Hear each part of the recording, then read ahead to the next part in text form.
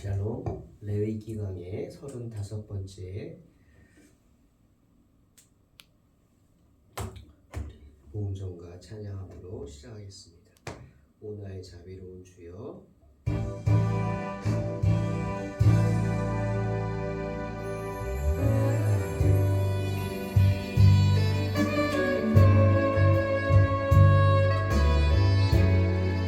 주님의 자비하심을 찬양하고 감사합니다. 나를 향한 영원한 주의 자비하심을 믿습니다.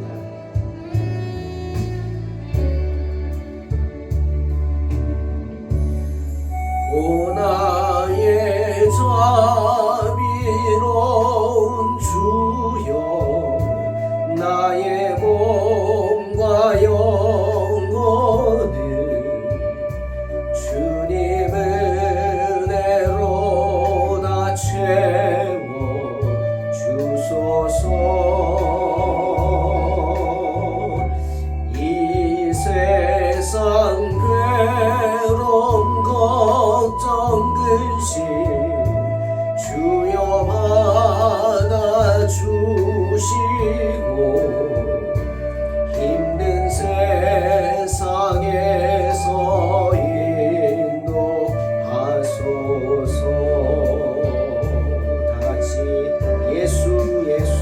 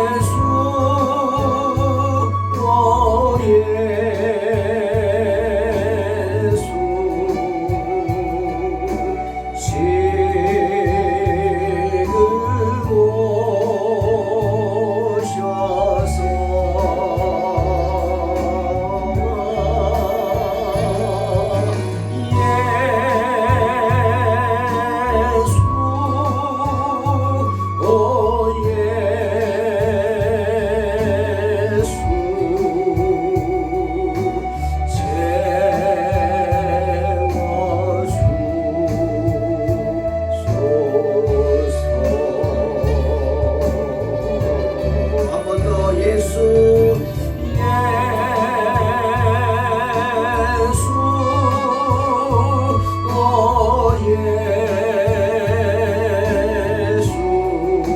지금 와주시옵소서. 지금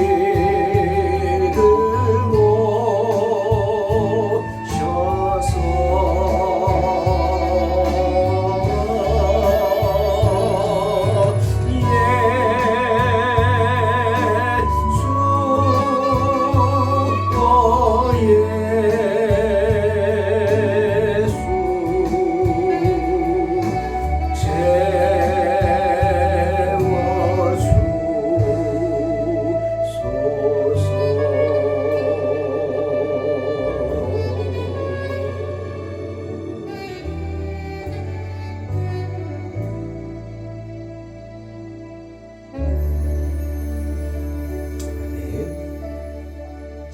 주께서 함께 하실 줄로 믿습니다.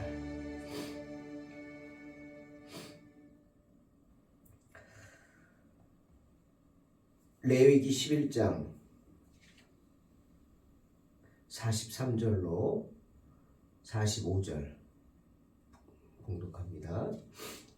너희는 기는 바 기어 다니는 것 때문에 자기를 가증하게 되게 하지 말며 또한 그것 때문에 스스로 더럽혀 부정하게 되게 하지 말라. 나는 여호와 너희의 하나님이라. 내가 거룩하니 너희도 몸을 구별하여 거룩하게 하고 땅에 기는 길짐승으로 말미암아 스스로 더럽히지 말라. 나는 너희의 하나님이 되려고 너희를 애굽 땅에서 인도하여 낸 여호와라. 내가 거룩하니 너희도 거룩할지어다.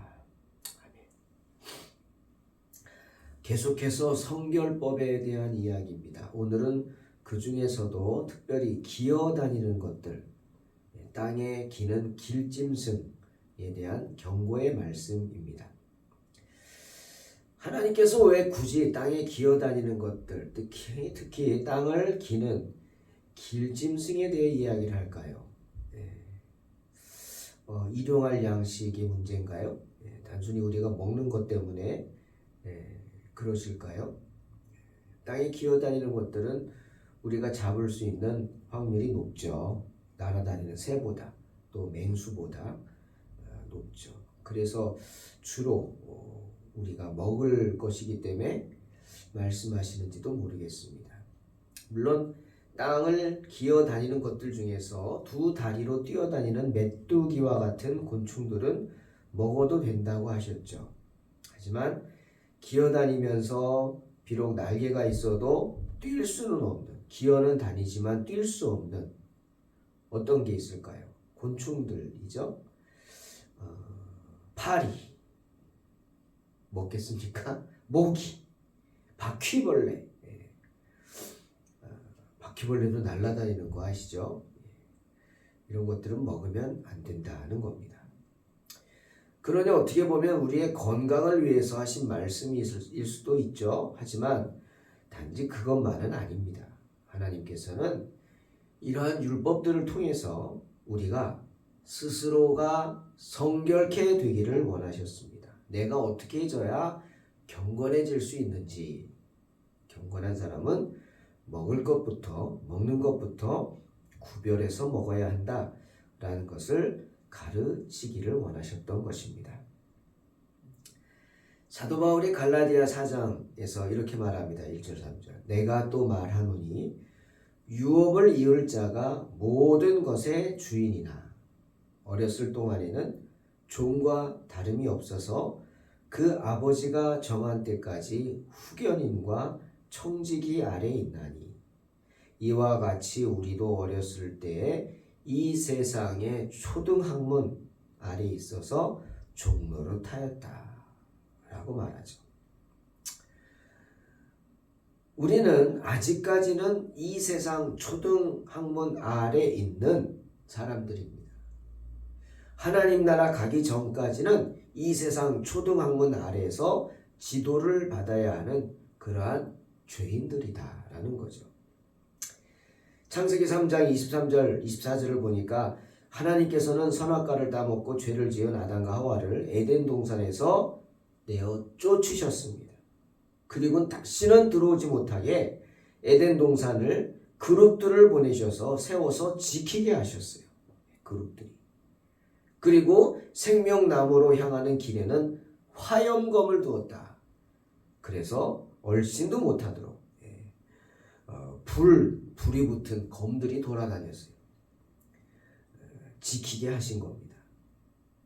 첫사람 아담과 하와는 선악과를 따먹은 불순종의 죄 때문에 에덴 동산에서 쫓겨나는 것은 물론이고 첫사람으로서 하나님께로부터 받아오던 보호와 돌보심 이런 것들 모든 좋은 상태, 컨디션 이런 것들을 상실했습니다. 때문에 에덴 동산에서 그동안 근심 걱정 없이 살던 먹을 것 걱정 없이 살던 아담과 하와는 쫓겨나자마자 제일 먼저 하는 일이 무엇이었어요? 그 상태가 엉망이었겠죠? 가장 먼저 해야 될 것은 뭐냐?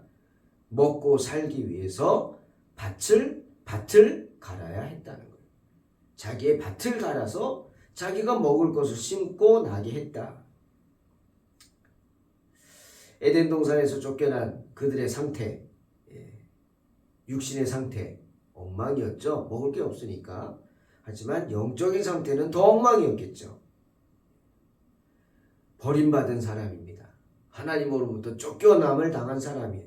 그러니 영적인 상태가 어땠을까요? 때문에 그들의 후손인 우리들은 인간은 마치 어린 아이들이 어렸을 적에 몽학 선생 아래에 있듯이 지도하는 후견인 청지기 아래에 있듯이 그렇게 있어야 했다는 거죠. 그것이 뭡니까? 바로 몽학 선생이 이 세상의 초등학문이다 말하고 있는 겁니다. 바울은. 이 세상의 초등학문 바로 우리를 하나님께로 인도하는 몽학 선생이다. 어떤 역할을 하느냐? 우리의 잃어버린 첫사람의 상태를 회복시켜주고 다시금 우리를 성결케 합니다. 너는 그렇게 살면 안 돼. 너는 하나님의 자녀야. 하나님의 자녀답게 살아야 해. 그러려면 이렇게 살아. 이렇게 살아. 이렇게 해. 이런 건 안 돼. 뭐 이런 식으로 몽학 선생 역할을 해서 우리를 다시금 우리 상태를 회복시켜 주는 겁니다. 다시금 우리를 성결케 합니다. 그래서 예수 그리스도와 함께 할 수 있도록 우리가 최상의 상태를 회복할 수 있도록 우리를 인도해 주는 성결케 해주는 교사, 지도자가 바로 이 세상의 초등학문. 그게 뭐냐? 율법이라고 성경은 말하는 겁니다. 그 율법이 우리를 성결케 합니다. 그러한 성결함 없이는 아무도 여호와를 만날 수 없어요. 볼 수도 없어요. 이것이 바로 이 성결 의식 속에 담겨있는 하나님의 위대한 목적 뭐예요? 우리를 성결케 해서 하나님 아버지를 만날 수 있게 하는 것. 오직 이 율법을 통해서만 우리는 스스로를 성결케 할 수 있고 거룩하게 되는 것을 배울 수 있다 라고 하시는 겁니다. 히브리서 12장 14절에 히브리 기자가 분명히 말하죠. 모든 사람과 더불어 화평함과 거룩함을 따르라. 이것이 없이는 아무도 주를 보지 못하리라. 분명히 말씀하십니다.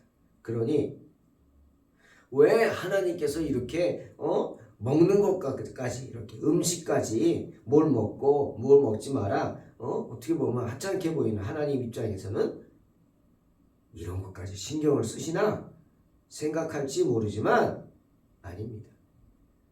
사람들이 하찮게 여기는 이런 음식법에서조차도 이런 놀라운 하나님의 뜻이 있음을 알고 따라야 합니다. 거룩함을 쫓지 않으면 그러한 거룩함 없이는 아무도 주를 보지 못하리라. 히브리서가 분명히 말하고 있기 때문이죠. 사랑하는 성도 여러분, 잠언 15장 8절에서 솔로몬이 이렇게 말합니다. 악인의 제사는 여호와께서 미워하셔도 정직한 자의 기도는 그가 기뻐하시느니라. 율법에서 먹지 말라고 한 것, 율법에서 먹지 말라고 한 돼지고기, 쪽발이지만 되새김질하지 못하는 돼지고기 먹는 것이 하나님의 분노를 사는 것이라고 그렇게 말씀하시는데 굳이 먹어야겠습니까? 사람들이 그런 말씀을 마음에 두지 않기 때문에 돼지가 양이나 소보다 싸죠. 그래서 하나님의 제단에다가 양의 피를 뿌리고 소의 피를 뿌려야 되는데 무슨 피를 뿌려요? 피는 뭐 다 똑같은 피지 뭐 하고 돼지의 피를 뿌린다면 하나님이 기뻐하시겠습니까? 마음의 중심을 보시는 분이 하나님이신데 하나님이 얼마나 분노하시겠어요? 그걸 생각해야 한단 말이에요. 그걸. 율법이 있는 이유가 그것입니다.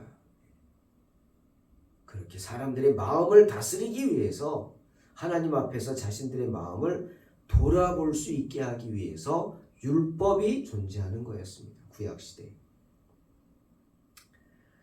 오늘 성경은 이 율법이 주어진 이유에 대해서 분명하게 세 가지를 말씀하십니다. 첫째, 44절에 나는 여호와 너희 하나님이라.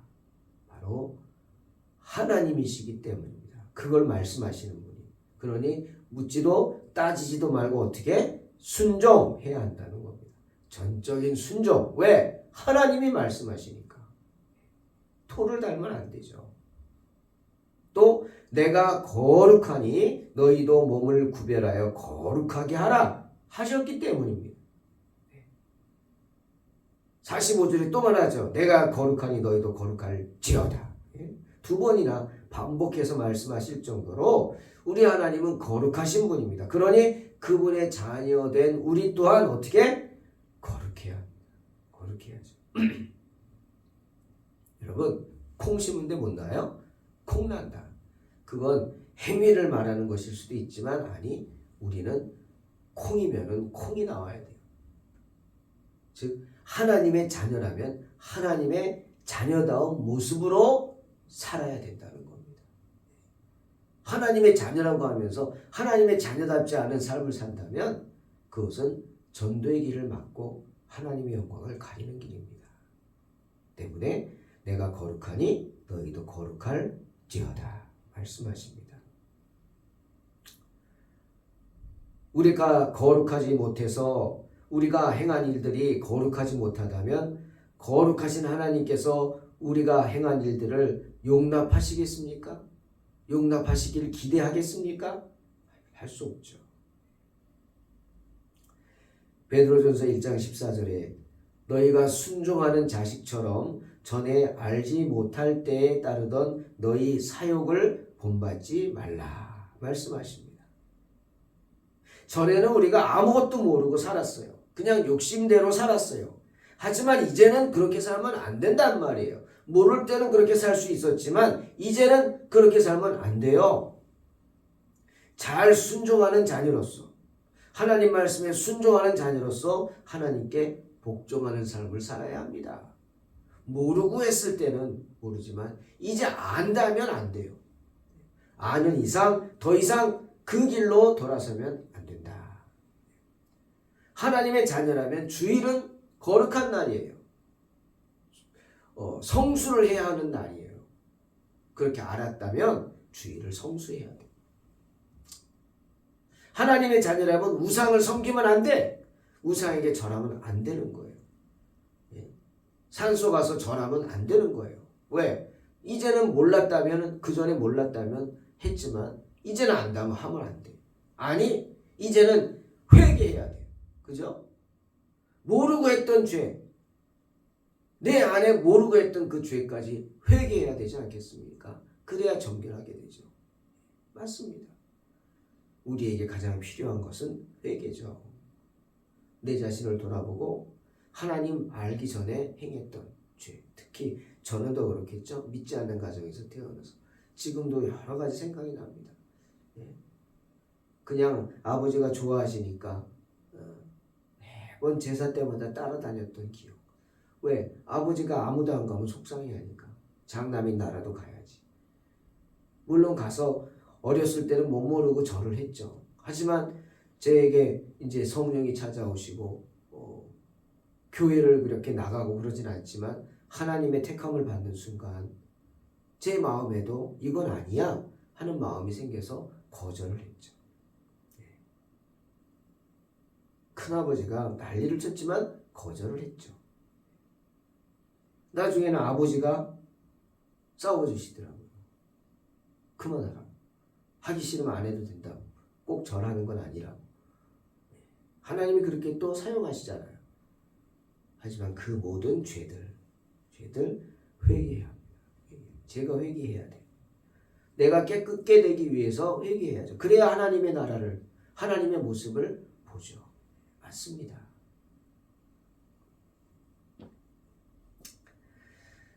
아무것도 모르고 살 때는 내 욕심대로 살았겠지만 이제는 하나님의 자녀가 된 이상 알면은 그 돼지처럼 살면 안 돼. 돼지가 씻겨놓으면 다시 더러운 곳에 가서 뒹굴잖아요. 그런 모습이 되면 안 된다라는 겁니다. 이러한 모든 의식법상의 규제는 우리가 이전 알지 못할 때 쫓던 사욕입니다. 그걸 이제 따르면 안 되겠죠?